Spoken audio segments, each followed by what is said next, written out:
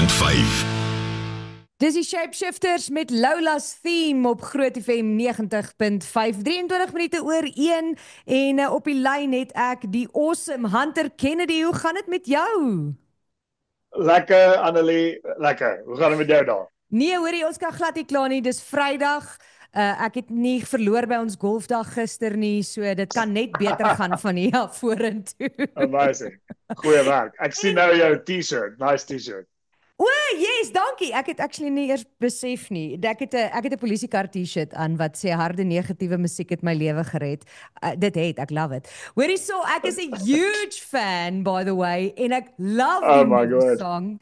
Ek kan nie Wow. wag om dit vir ons luisteraars te speel nie, maar jy weet mos nou al hoe werk hierdie. Ons moet eers so 'n bietjie chat en net so 'n bietjie kyk wat en waar en hoekom en waarom. So kom ons doen daai ding en dan gesels ons so 'n bietjie oor die nuwe song. Sy naam is Waiting for Maria. En ek wil by jou weet, so ons ken jou as 'n liedjieskrywer. Jy is 'n baie goeie liedjieskrywer. Jy's baie diep en poëties meeste van die tyd. Dit is behalwe as jy 'n paar ander dinge skryf. Wat het jou spesifiek geïnspireer om Waiting for Maria te skryf?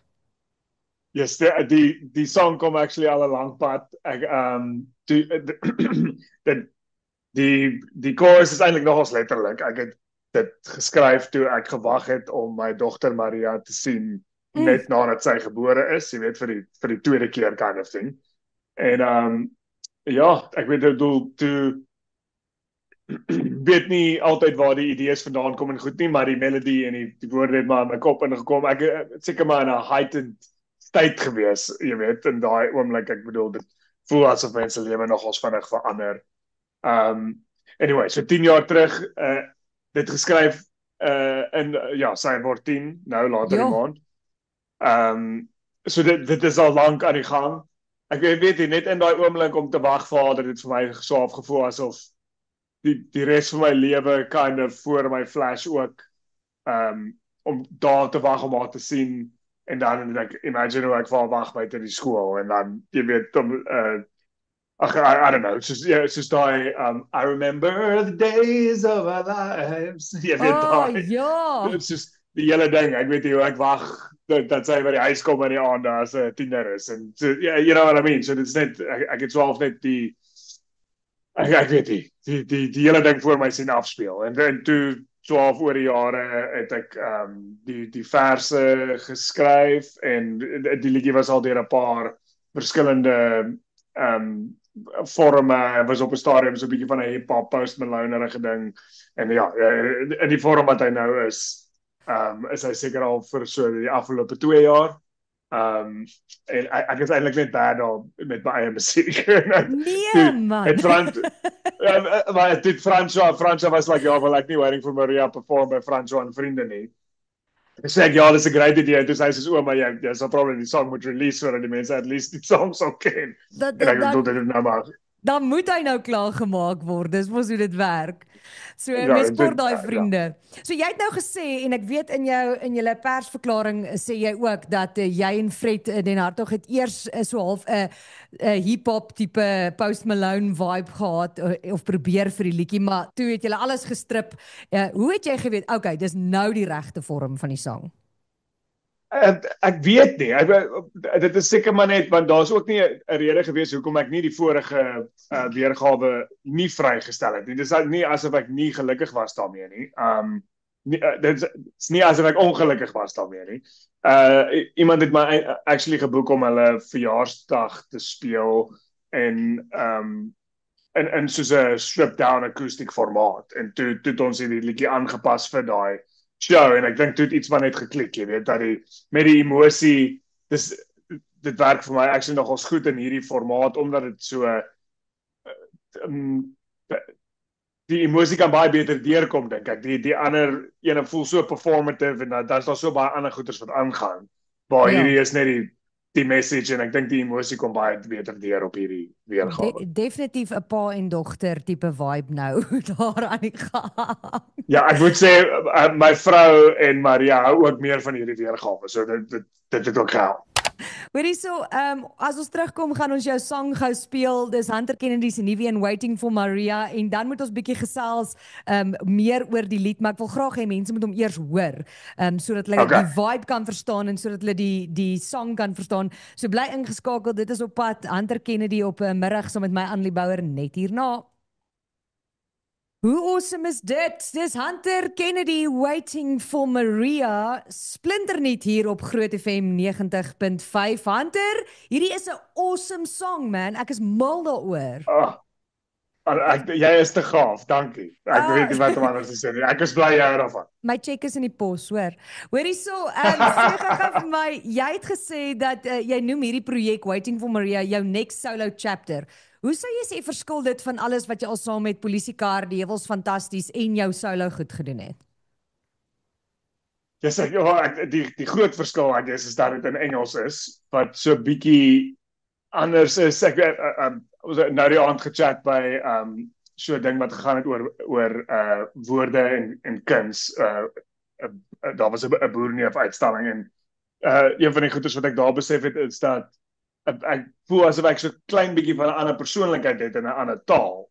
Jy weet en ek weet nie as ek wat Engels praat tussen my Engelse vriende, dis net so bietjie van 'n anderste deel van myself dink ek. So jy weet dit is nogals 'n groot verskil. Ons het aanvanklik ek en François het in 'n band gespeel voor Polisiekar, saam New World Inside wat soos 'n Engelse band was en ek dink dis maar omdat ons groot geword het met Engelse musiek ook, jy weet, en baie van die eerste liedjies wat ons gespeel het was Engels en so ek weet nie, daar was 'n stadium in my lewe wat ek nie gedink het ek sou ooit weer Engelse musiek maak nie, maar toe in COVID het die Engelse liedjies begin uitkom en ek het nie eintlik 'n uitlaat daarvoor gehad nie of 'n platform daarvoor gehad nie en toe ek maar niemand anders wou die liedjies gehad het nie, so het ek gedink ek gaan dit dan maar net self uitsit, jy weet, en soort van kyk wat gebeur. So eintlik dit is so, ek en jy het gejoke terwyl die liedjie gespeel het.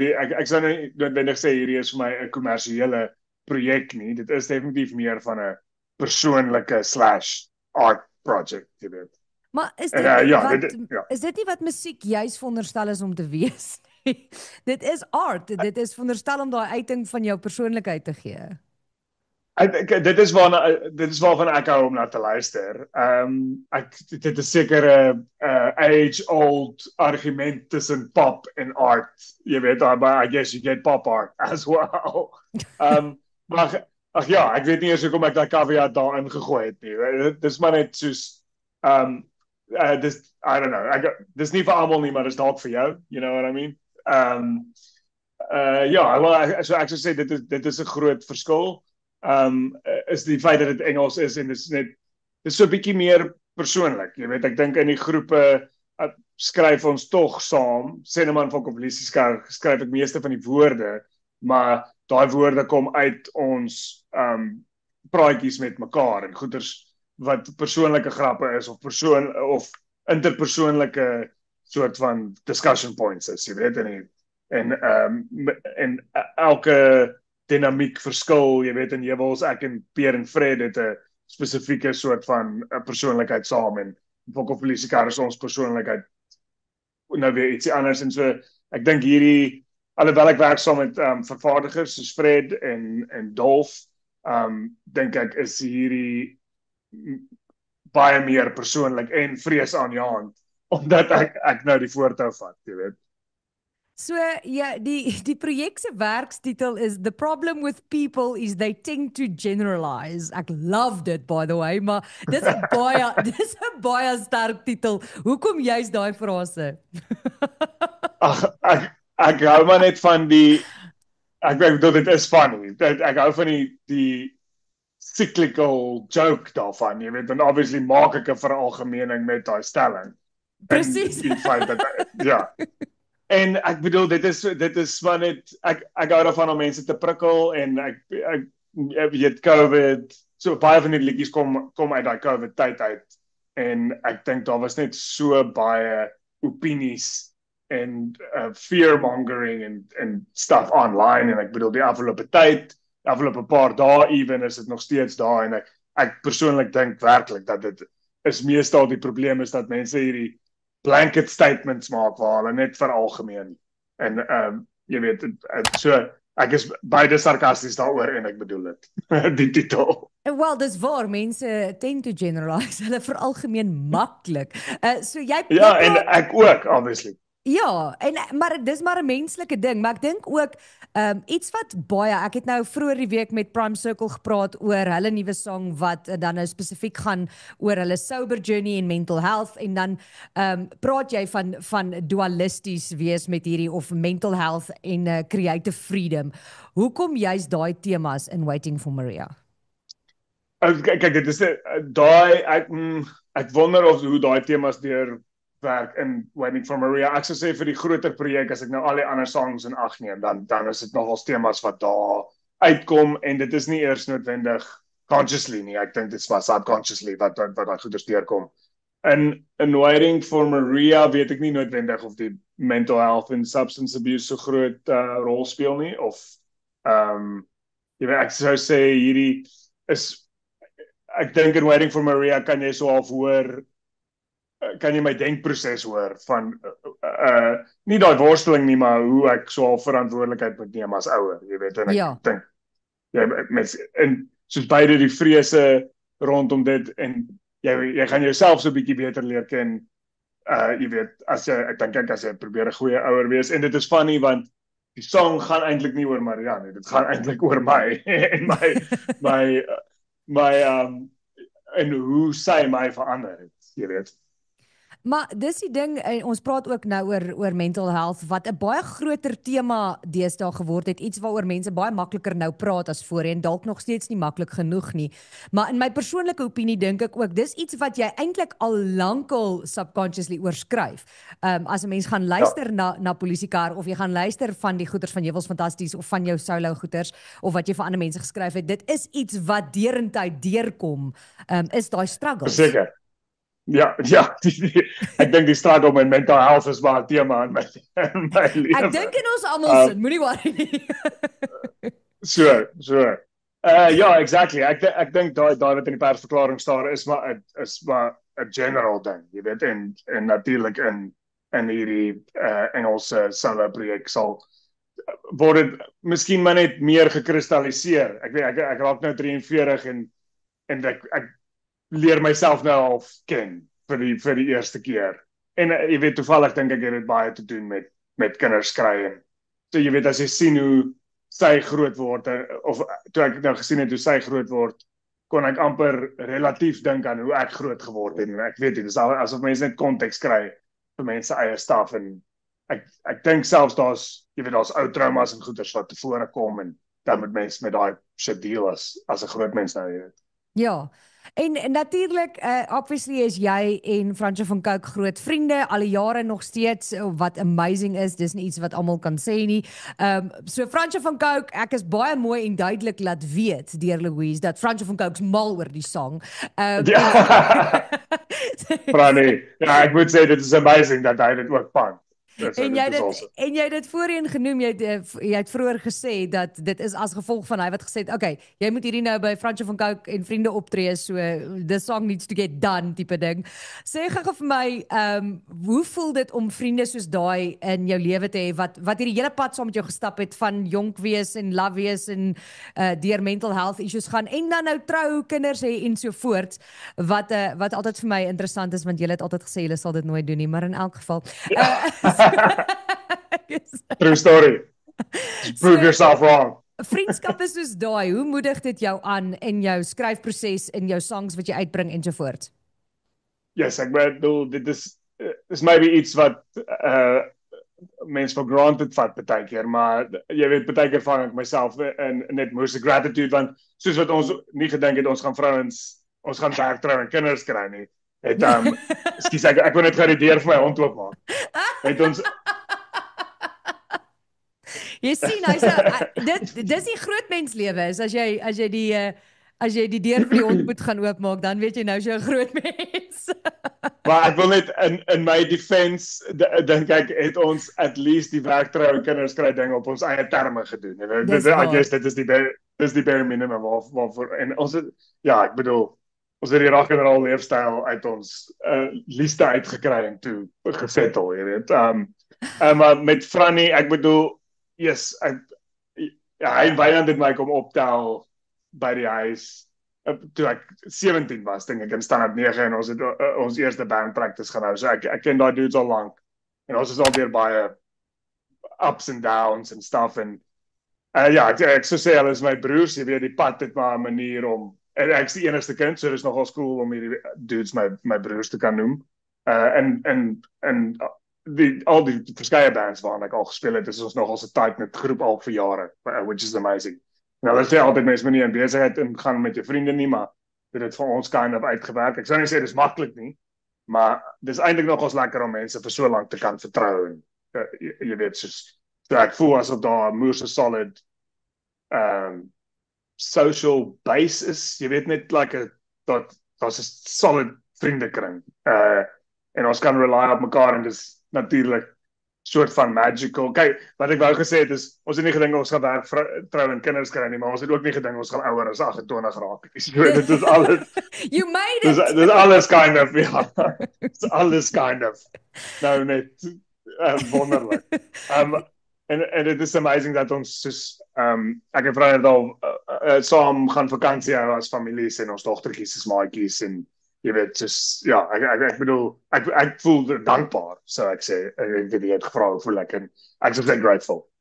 In verhouding met hoe ons gedink het dit gaan.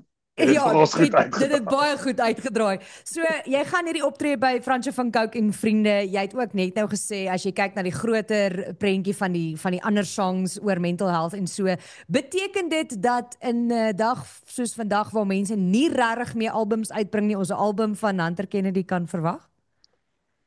Yes, ek wil eintlik nie 'n tydstip daar plaas nie, want hierdie is soos my 3de song in 3 jaar. So, maar ek is nou nogal keen om dit alles uit te kry en ja, daar is planne. Ek dink nie ek gaan nog 'n single uitbring nie. Ek dink die volgende ding sal die hele Engelse album wees en dan kan ek aanbeweeg met my lewe. So ja, julle kan 'n volle album verwag, hopelik volgende jaar.